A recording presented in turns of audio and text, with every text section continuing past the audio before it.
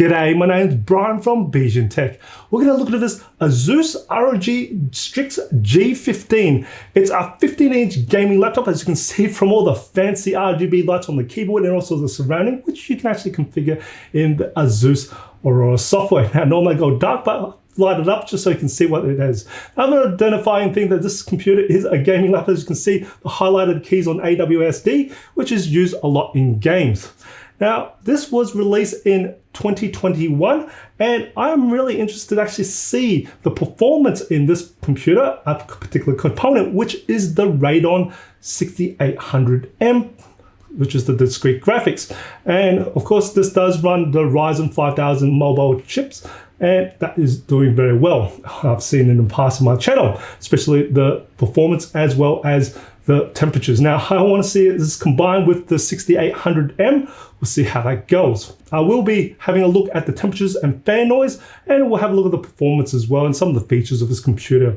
And as always, I will be putting timestamps along with this video so you can skip to a different section that you may be interested, just to save you time. The display is a full HD display with an aspect ratio of 16:9. It also has this blazing fast refresh rate of 300 Hz and has a rating of a brightness of 300 nits as well. Measuring the color gamut coverage of the full HD rated at 300 nits display, which measured in at 319 nits, it resulted with 96.6% sRGB coverage, 68.1% Adobe RGB coverage, 70.9% DCI P3 coverage.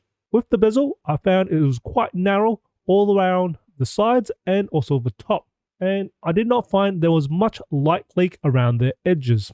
The one thing I found interesting is that the G15 does not come with a webcam, so you do need to purchase an external webcam if you're looking to do video conferencing or if you're streaming live.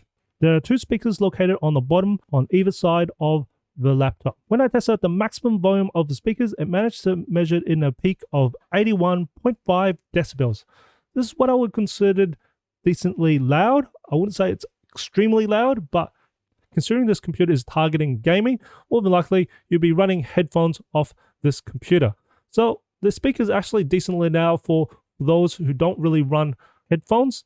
And as for the sound quality, I've got to say it's got quite a bit of bass. It's actually got more bass than the M16, which I tested earlier, and has very good strong mids and highs. It's quite balanced between the high, mids, and bass, and it's got good reverb and acoustics, and has quite good clarity throughout the ranges. Audio sample of the speakers from the G15 at 100% volume.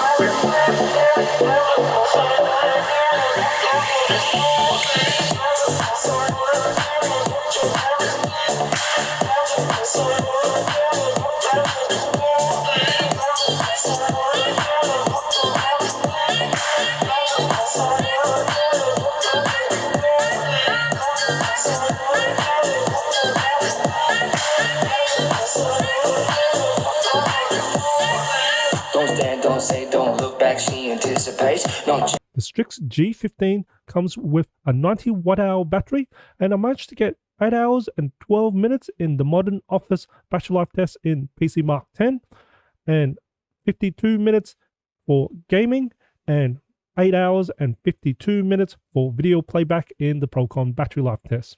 The weight of the Strix G15 is 2.36 kilos, plus the 280 watt power adapter becomes a combined weight of 3.36 kilos that you might be carrying around with you.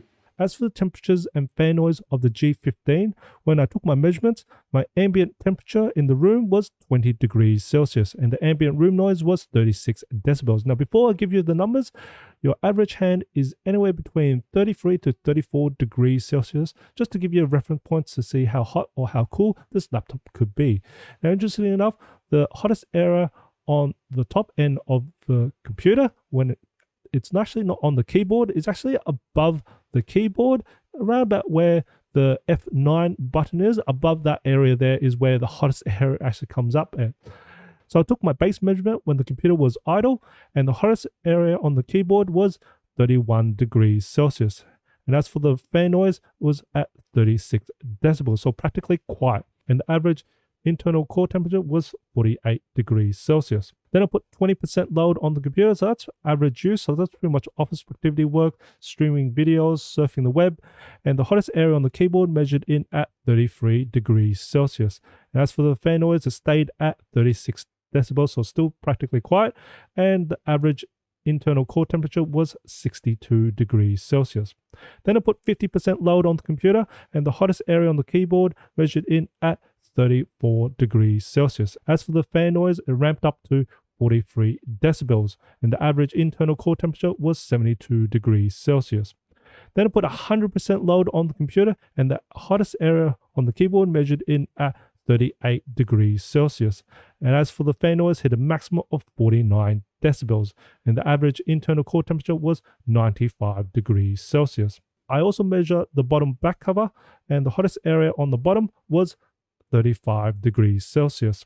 And of course, the fan noise stayed at 49 decibels. Overall, the G15 is pretty relatively cool, even at 100%. It's only a little bit warm, but especially if you touch the keyboard, you actually don't feel anything at all from the key. As I said before, it's actually the hottest area is a little bit above the F9 button.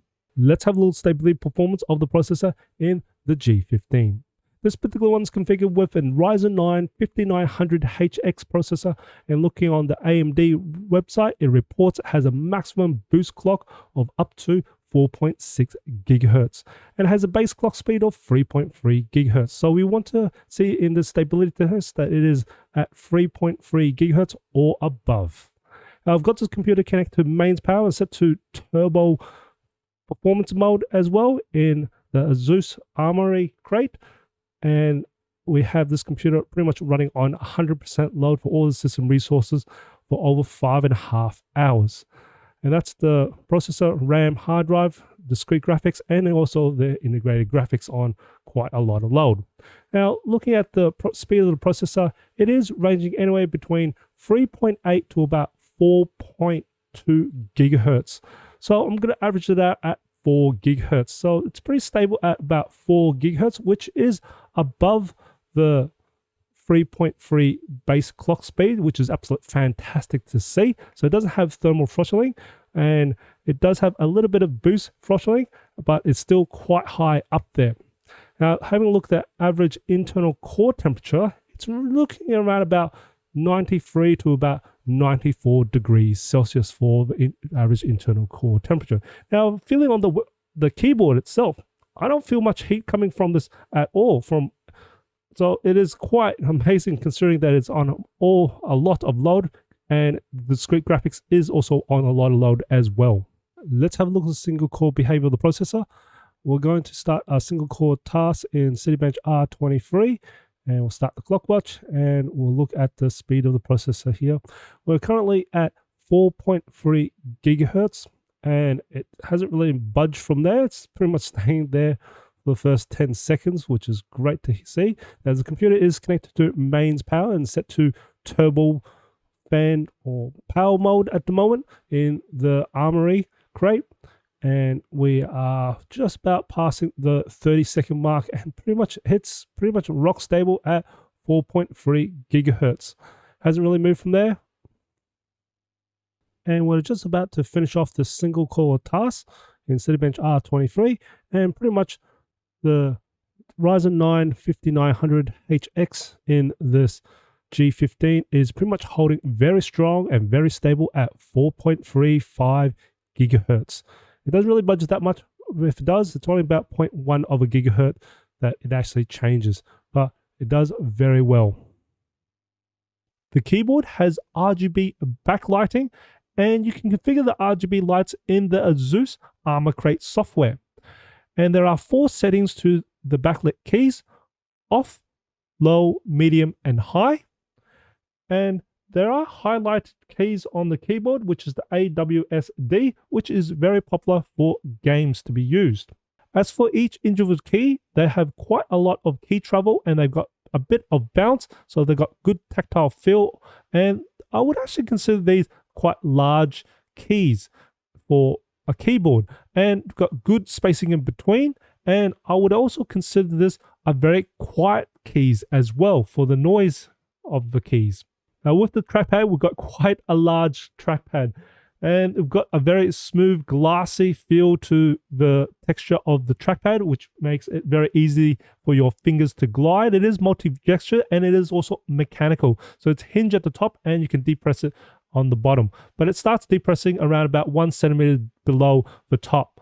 And as for the palm rest, we've got a very glass, same sort of texture as the trackpad feel to it as well. There is also a light strip that goes around the bottom front of the laptop, which makes this computer quite aesthetically nice to look at. Let's have a look at the internals of the G15. First off, need to unscrew the 11 Phillips head screws. Good to see that you're using Phillips head screws because it's easy to find that screwdriver. After that, just pry it open. Now I've just pre-undone this. Now before I move this cover away, I just want to show you one thing about this back cover, and you'll see 2 strips here. Now these 2 strips are for the RGB LED lights for the strip at the bottom, to just make it look some pretty, and these are just to drive those lights in a way. So don't worry if you take this off and this completely comes off. It's really easy to slip these back in. I'll show you the connector here, and that connectors are matching from one here, and then the other one is right down here as well. So they're the 2 connectors, and you just slip it in and those will start working. It's very easy in a way. Now we've got the 90 watt-hour battery on the bottom, and the battery connector is here, and if you need to disconnect the battery, that's the one you want to disconnect if you're diagnosing or just troubleshooting the battery, or even working on the main board in a way. Right above the battery, we've got 2 SODIMM slots for the RAM, and these are protected by heat shields, which is kind of nice to see. And then on the left hand side of this is the 2 M.2 NVMe SSDs. Now they are held in by screws, and I've just pre-undid this for another reason, and this does support the 2280 format, as you can see. Now I'm just going to take the primary slot out, and the reason for this is because the Wi-Fi Bluetooth module lives right underneath this primary slot here, just so you know where it is.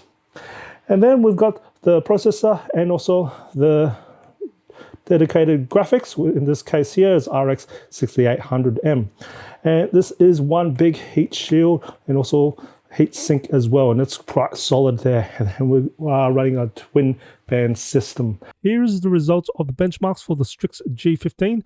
The particular unit I tested on was configured with a Ryzen 9 5900HX processor with 16 gigs RAM, 512 gig SSD, and a Radeon RX 6800M. So here's the results for Passmark, Citybench R23, PC Mark, 3D Mark, Crystal Disk Mark, Geekbench 5, Procon Office, Procon Photo Edit, Procon Video Edit, Fusion Photoshop, Fusion Premiere Pro, Fusion DaVinci Resolve, Blender, Luxmark, Burmark, Eugene Engine, and SpecView Pref.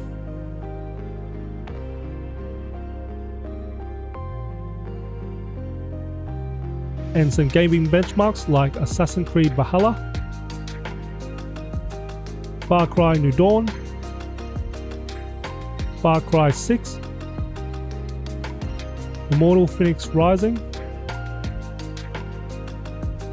and F1 2021. Comparing the results of the benchmarks for the Radeon RX 6800M with a GeForce RTX 3080 in a laptop, the performance is doing extremely well for the RX 6800M and is keeping up with the performance of the RTX 3080. And then you take in consideration of the much cooler temperatures that the 6800M produces, which is much cooler than the RTX 3080. It just says that AMD is doing extremely well for a much compact form. There are softwares in professional softwares which have much more better optimizations for NVIDIA graphics, so you do need to check the type of software you are looking at. Combine the performance as well as looking at the temperature and fan noise and the features, and also the good selection of ports in the Strix G15 with the Ryzen 5000 mobile processor and the Radeon 6800M graphics. It still keeps up with a lot of the laptops here that released in 2022. So if you find this on a bargain, I definitely would not go past this Strix G15. Now I hope you find this video informative or enjoyed it. Even support my channel, smash that like button for me. And if you haven't done already, subscribe to my channel by hitting the subscribe button on the bottom hand of the screen. I do try to upload a new video every week. And then of course, if you want to support me further, there's also a membership by clicking that join button right next to the subscribe button. And as always, imperfections in life makes it beautiful and interesting. And I'll see you next video.